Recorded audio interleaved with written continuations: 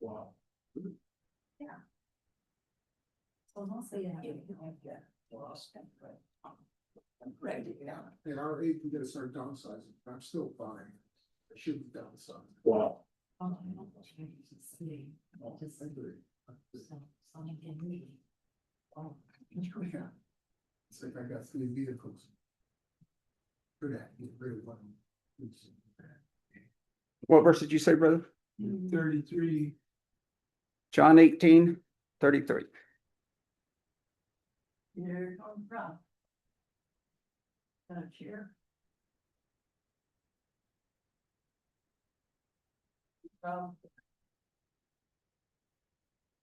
You can grab that chair that's opening the door to there, because we don't need that open anymore.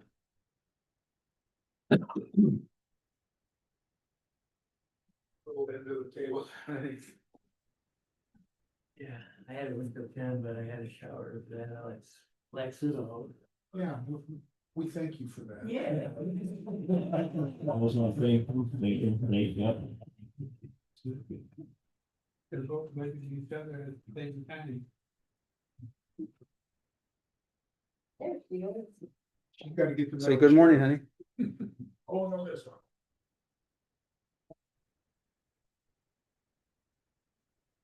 We need to speak. All right, there's Dave. I'm gonna have to.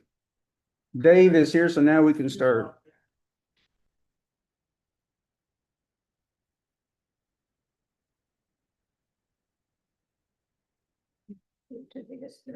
I did not say that. No, man.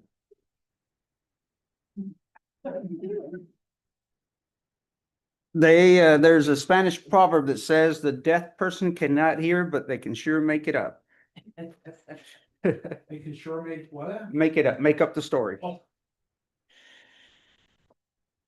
So let's pick up at verse 28 so we can get the full context. Then they led Jesus from Caiaphas into the praetorium, and it was early, and they themselves would not enter, so that they would not be defiled, but might eat the Passover. Therefore Pilate went out to them and said, "What accusation," get that Bible please, "what accusation do you bring against this man?" They answered and said to him, "If this man were not an evildoer, we would not have delivered him to you." So Pilate said to them, "Take him yourselves and judge him according to your own law." And the Jews said to him, "We are not permitted to put anyone to death." This section here is filled with irony. Nearly every person says or does the opposite of what is actually true. John writes in such a way that the reader knows more than the characters do, because we can see bird's eye view, 33,000 feet, we can see the whole thing. It's like a 360 camera. The religious leaders think that they're winning. Pilate thinks that he's in control. The crowd thinks that they're choosing freedom, and in reality, Jesus is the one that's directing the entire scene. He's already said, "No one takes my life unless I lay it down. No one is forcing me to do anything." The Praetorium was the Roman governor's headquarters. And since Pilate normally lived in Caesarea, he stayed in Jerusalem during the Passover because nearly 2 million Jews could be present. And this would make a revolt nearly possible. You had 2 million people coming in from all over the world, all different parts of the world. In Acts 2, you read that there were Jews from, every nation. They were there to celebrate Pentecost, and here they're to celebrate Passover. So even though Pilate lived in Caesarea, he was staying in Jerusalem during the Passover, not to celebrate it, but to be there to keep control. They bring Jesus to Rome because only Rome can legally execute him. The Sanhedrin condemned Jesus, but they cannot carry out the sentence.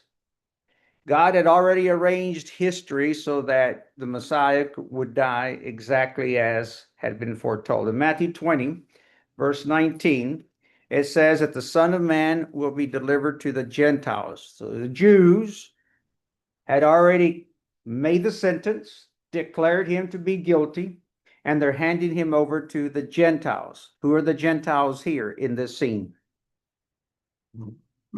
Government. The Roman government, in particular, one person, Pilate. Had the Jews executed Jesus under their own authority, it would likely have been stoning. Instead, Rome crucifies Jesus exactly as Jesus had foretold. Let's look at John chapter 3. John chapter 3, verse 14. Got your Bible over here? Everybody should have a Bible.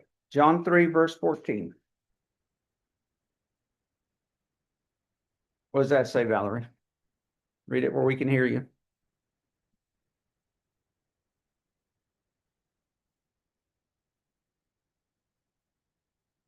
On verse 14. And just as Moses lifted up the Son of Man, and just as Moses lifted up the serpent in the wilderness, so must the Son of Man be lifted up. So this is going back to Numbers. And I believe it's Numbers, what, Numbers 11? 21. What is it, 21? 21. Numbers 21. Just as Moses lifted up Nehushtan, that's the serpent's name.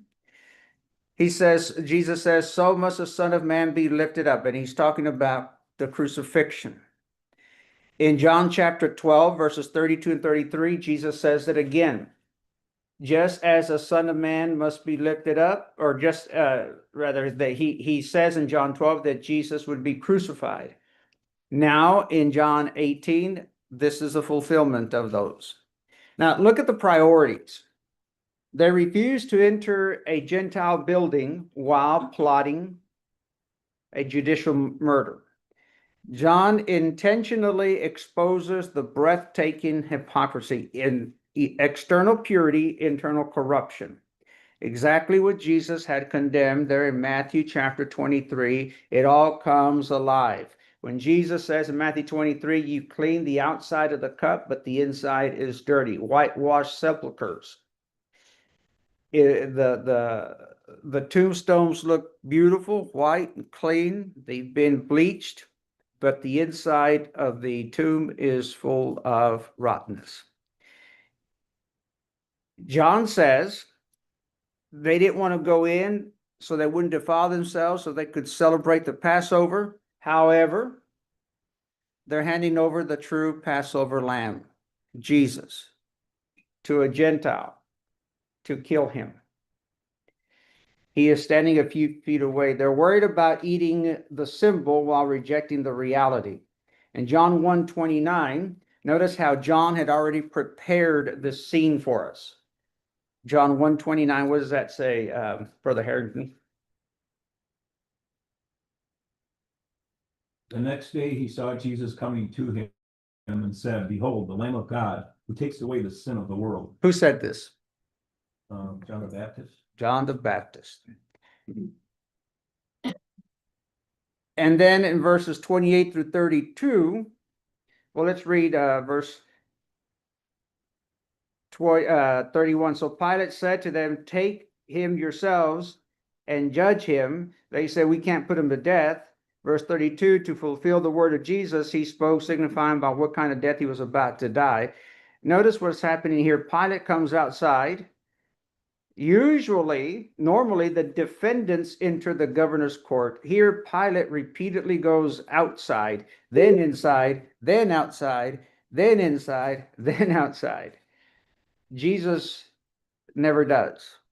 He never goes, he's not moving inside or outside. He's just staying in one place. The governor is pacing. The prisoner is calm. Who looks in control? Jesus is in control. Who looks nervous? Pilate. And does he have a reason to be nervous? Yep, he gets more nervous at the end. Yeah, how many Jews are there? How many Jews are in Jerusalem? Yes. About 2 million.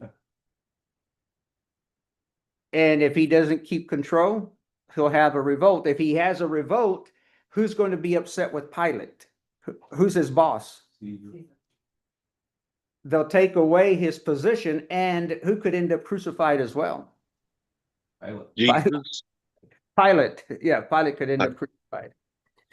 So Pilate is asking, what accusation do you bring? And their answer is, well, if he weren't an evildoer, if he had done nothing wrong, we wouldn't bring him to you. Pilate says, well, listen, what's the accusation? Well, again, if he didn't do anything wrong, we wouldn't have brought him to you. And Pilate says, well, that's not really an accusation. That's what he was asking for. What are the charges? Where are the witnesses? Where's the evidence? I need to see the the evidence. There's nothing. And their response is basically, just trust us. Pilate says, no, Roman law requires official charges, signed, sealed, and delivered. Even the pagan Roman law requires or demanded evidence, and the Jewish leaders offered conclusions, not proof.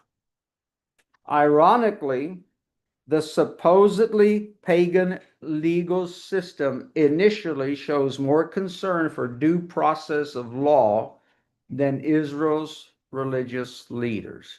And it seems like Pilate wants to be more fair than the Sanhedrin. So Pilate says, take them yourselves. And they say, well, it's not lawful. Verse 31, it's not lawful for us to put anyone to death. So John immediately explains why. Why wasn't anything that Pilate wanted to do, why was it failing? No, why Pilate wanted to release Jesus to the Jews. Pilate wanted to get rid of this. He wanted the ball to be in the Jewish court. And it wasn't happening. Why? Well, notice verse 32. Why? To fulfill the word of Jesus. Because who was in charge? Jesus. Jesus was in charge. The Jews thought they were in charge. Pilate thought they were in charge, but ultimately the one that was truly in charge was Jesus. To fulfill the word of Jesus, everything happened to fulfill Jesus' own prediction. Nothing is accidental. Even Rome unknowingly is serving God's purpose. Pilate thinks he's protecting Roman law, and actually he's just fulfilling prophecy. Verse 33, therefore Pilate entered again into the praetorium and summoned Jesus and said to him, are you the king of the Jews? What did Pilate think that question was going to solve? Well, that was, according to Luke, that was one of the accusations, that he claimed to be a king. Yeah, And that goes against Caesar. okay. Because now the accusation was that he was usurping the Roman law, right? Usurping the Caesar. And Jesus answered, are you saying this on your own initiative, or did others tell you about me? In other words, are you smart enough to come to this conclusion on your own? Or is somebody feeding this to you? Pilate said, listen, I have no idea about anything that has to do with the Jewish customs. I am not a Jew, am I? Your own nation and the chief priests delivered you to me. Now tell me, what have you done? Jesus said, my kingdom is not of this world.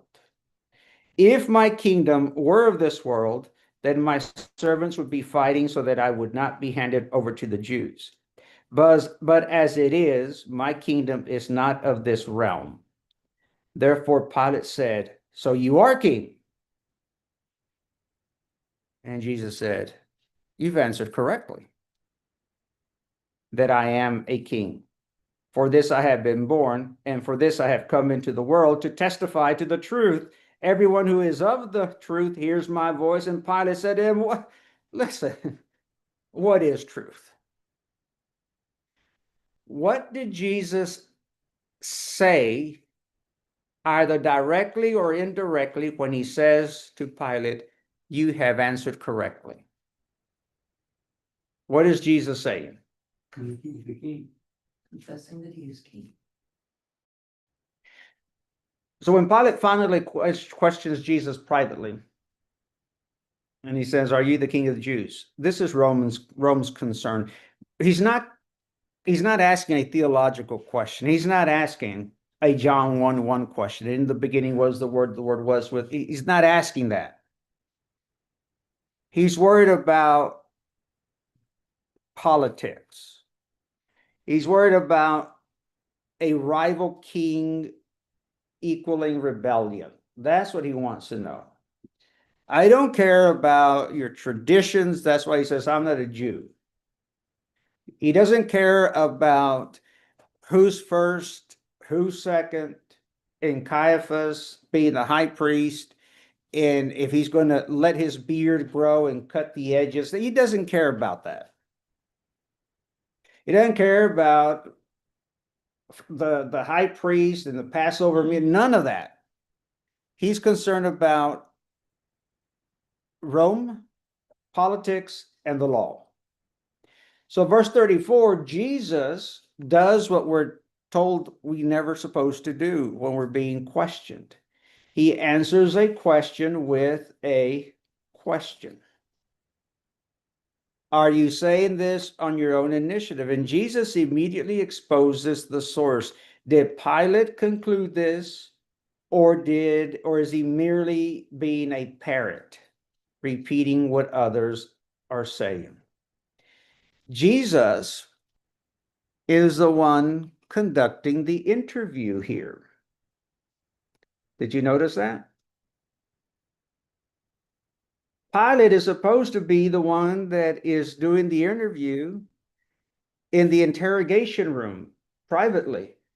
And Jesus flips the script. Jesus becomes the cop here, the detective.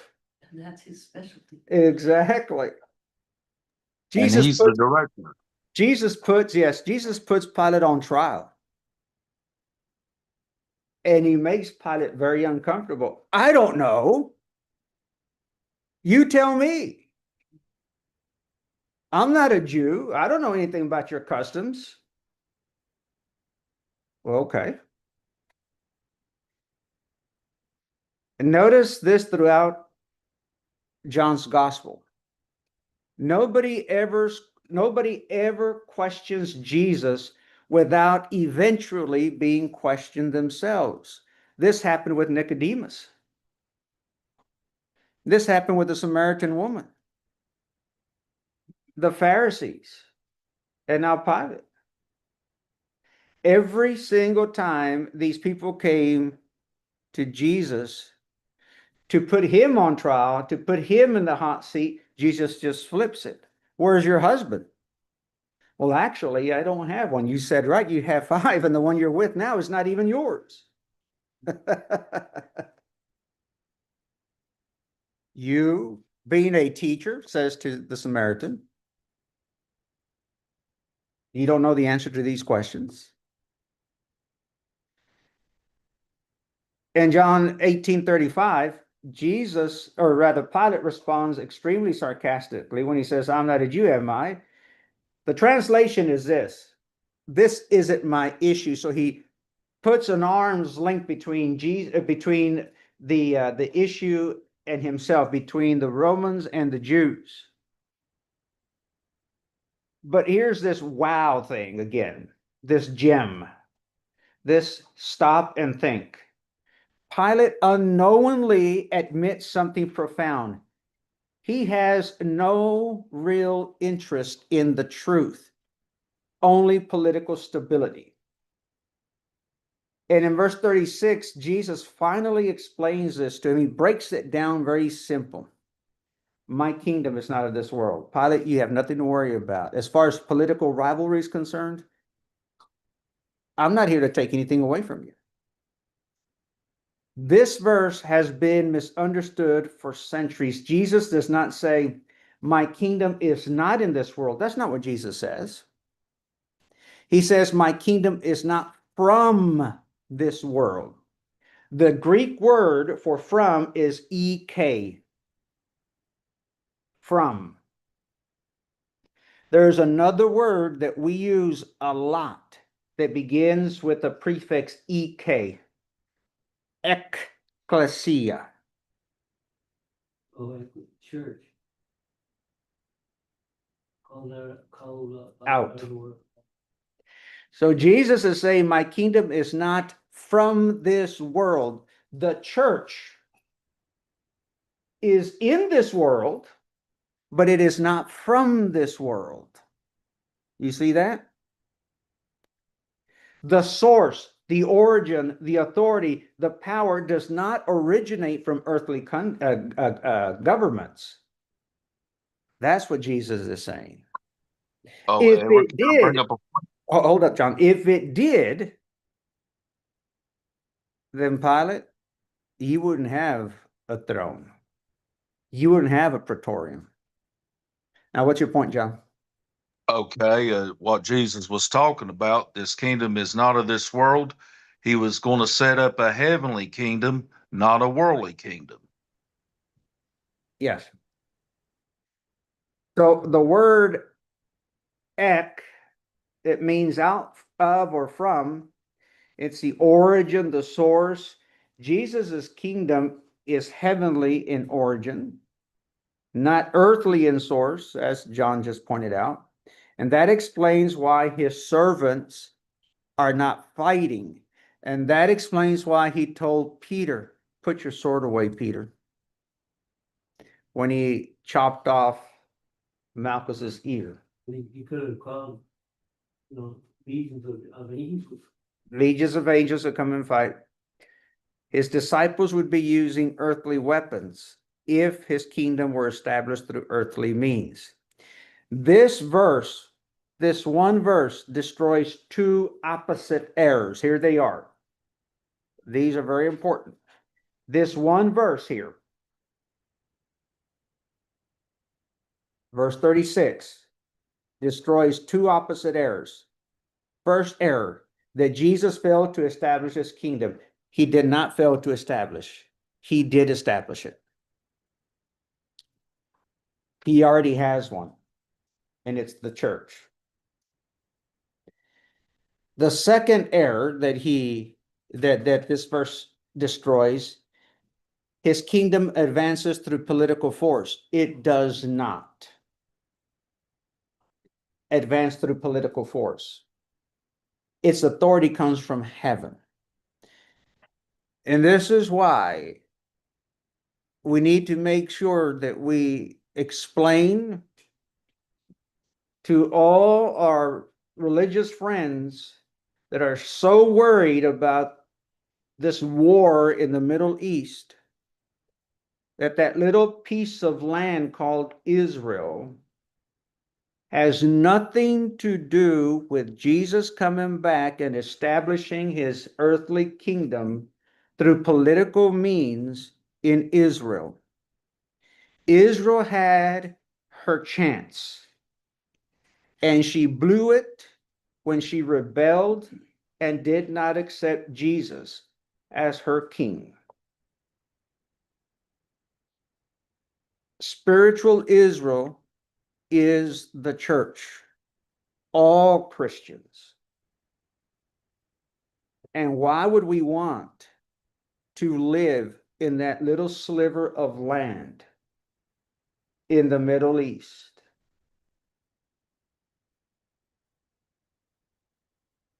Jesus established his kingdom. And he says it here, my kingdom is not of this world. It is not from this world. If it were, then my servants would be fighting. It's gotta be one. What kingdom isn't from the world? And what kingdom, if it's not of this world, it's not worth anything. So verse 37, he says, so you are king? I mean, I can already see him scratching his head. What? Jesus, you say correctly. Then comes John's greatest theological, religious, spiritual statement. When Jesus says, for this I have been born. Notice both verbs. I have been born, that's humanity. And then the next verb, I have come into the world. Have been born and have come into the world. So I have been born is humanity, and have come into the world is pre-existence. Only John writes like this.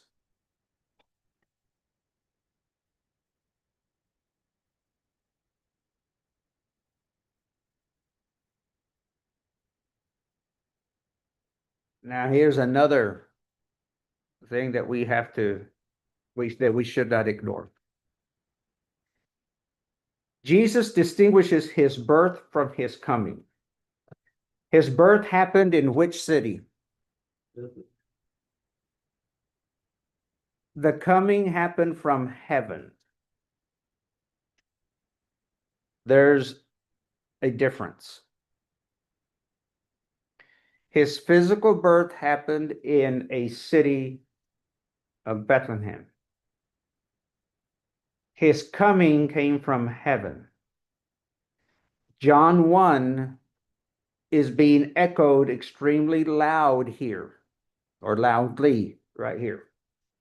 The word from heaven that has always existed, the word was, how's that verse go, John 1:1? In the beginning, the word was. Was God. So it means that it has always existed, right? And then you go down to verse 14 of John 1, and it says what? And the word became flesh. So in this one verse, for this I was born, and for this I have come. In this one verse, John 1:1 and John 1:14 is being summarized. His humanity and his divinity is summarized in this one verse. And Pilate was too dumb to get it. Because Pilate wasn't a Jew. Pilate didn't know scriptures. But this is why why I said from the very beginning of our class, we can see from a bird's eye view from 33,000 feet what nobody was seeing here. Because everyone was so caught up in their own devious plans. The Jews to kill Jesus, Peter to betray Jesus, Judas was off getting ready to kill himself, and Pilate to protect his position as governor. Jesus in control of the whole situation. When you're caught up in your own interests, you will only see as far as your nose. That's it. Then Jesus says, what's that, verse 38? No, 37. You say correctly that I am king, for this I have been born, for this I have come into the world. And then the next phrase, to testify to the truth.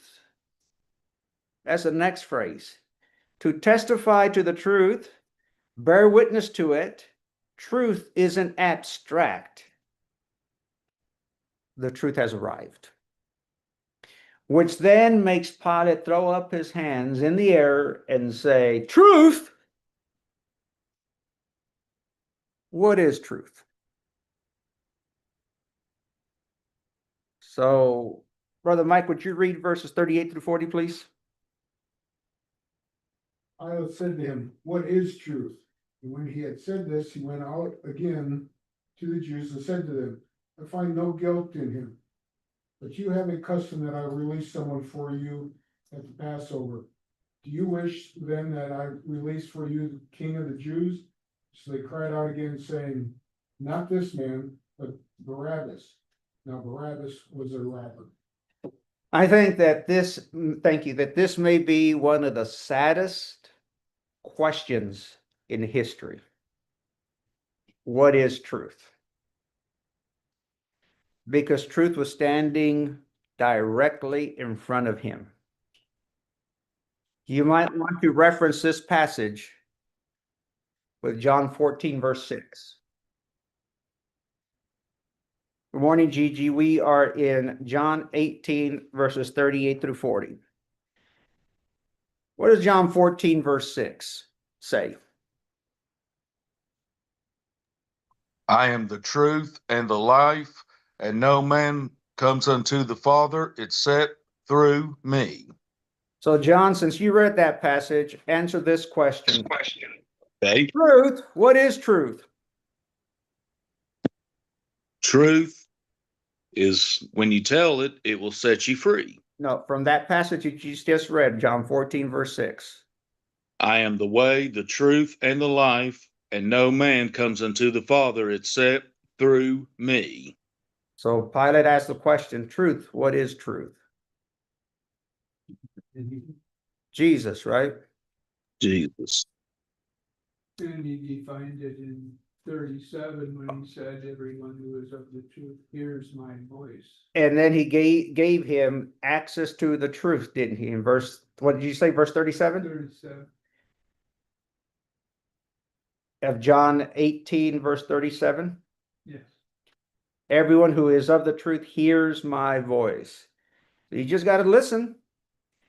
So that's why I say that this may be history's saddest question, because truth, capital T, truth, was standing right in front of him. And I can see Pilate with his hands up in the air, looking around to his side, left and right, and behind him. What is truth? He closed his mind and walked away. He definitely closed his mind and walked away.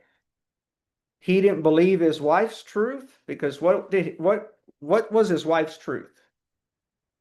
Have nothing to do with this. Be careful. Yeah, have nothing to do with. I had a dream. I couldn't sleep. I've been disturbed because of this man. Walk away. So, And he didn't believe her. Well, he's trying to, by finding no fault, saying he's not a threat to me or to the Roman government. You know, But he's going to weasel his way out of it and still appease everyone, because Pilate was a people pleaser, wasn't he? right? you just. So what do you call a people pleaser? A coward. At least that's what it seems like here. And when he turns to find a solution by saying, "Here's Barabbas," or you have this custom that's like an aha moment. I figured out a way. I'm gonna make them happy, make Rome happy, and I think we can get Jesus out of this, because he's innocent. But it didn't work out that way.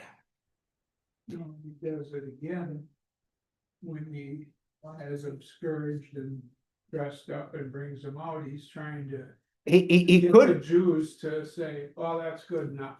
he couldn't believe their answer, right? When they said, "We want Barabbas, who is a murderer and he turned against the government and a thief." He was all three things. When you put the Gospels together: insurrectionist, murderer, and thief.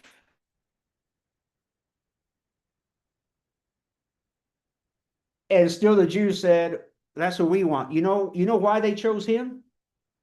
because the Jews were insurrectionists, murderers, and thieves themselves.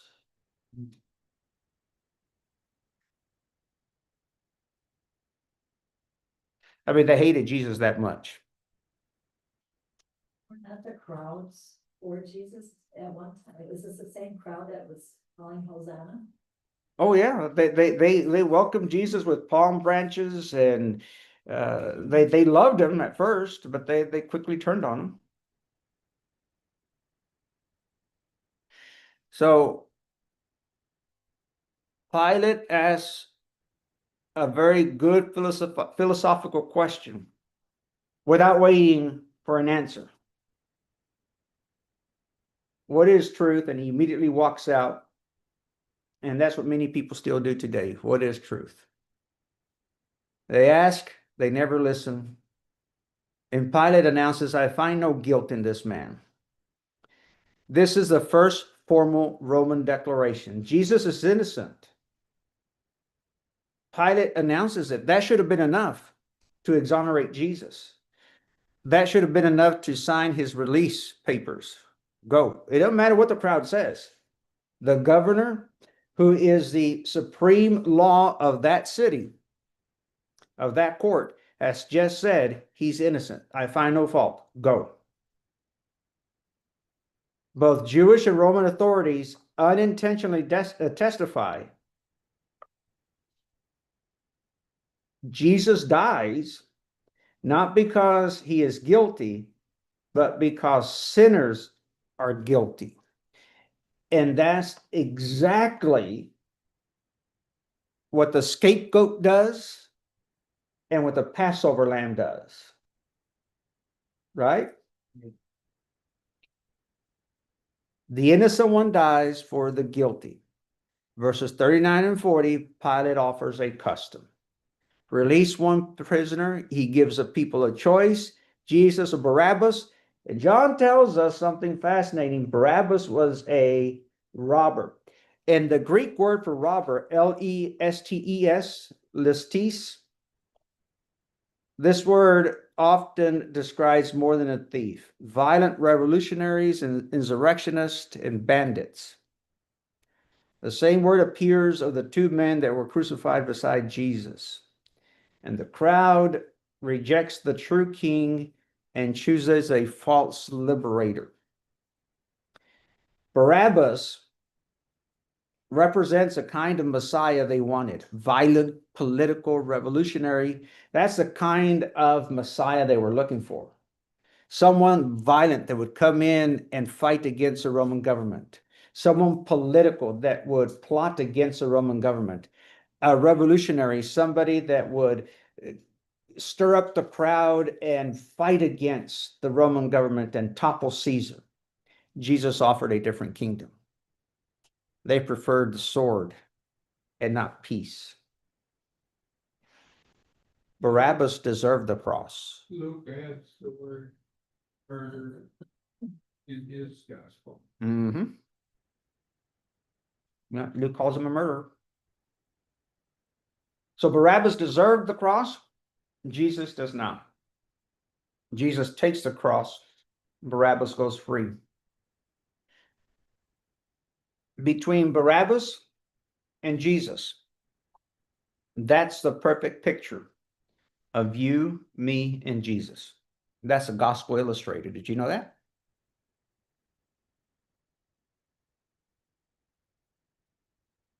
Think about it. Do you deserve the cross? Everyone, Mhm. every one of us, we're all guilty. Died for us. Barabbas deserves the cross. Jesus does not. Jesus takes the cross. Barabbas goes free. That's the gospel illustrated before it is explained. The guilty walks free. The innocent is condemned. We all sent James to the cross. Mhm. Here's some major themes that are seen in verses 28 to 40. The truth is on trial. Everyone assumes Jesus is being judged, but no, John shows the opposite. Truth judges everyone in the room. Pilate, the priest, the crowd. Even Barabbas is being judged here, not Jesus. The true king is the true king is ruling while bound. Jesus never panics, never begs, never bargains, never offers a plea deal, never loses control. The prisoner is the one that is sovereign here. Human justice fails. And then we see the Passover lamb. Here's one final wow moment before we end our class. At the beginning of chapter 18, an armed cohort came to arrest Jesus, and they fell backward in verse 6 when Jesus declared, "I am he." Here the same Jesus stands quietly before Pilate, saying almost nothing in his own defense. That contrast is intentional. Jesus is not silent because he lacks power. He is silent because the time has come to lay down his life. The one that could knock down soldiers with the phrase, "I am he," that's all he said, "I am he." He knocked down soldiers, is the one who now lays down his life with saying almost nothing. Jesus is never a victim in any of these events. He is their sovereign Lord, accomplishing the Father's will, even while wearing the appearance of a condemned prisoner. This is Isaiah 53 fulfilled. The suffering servant.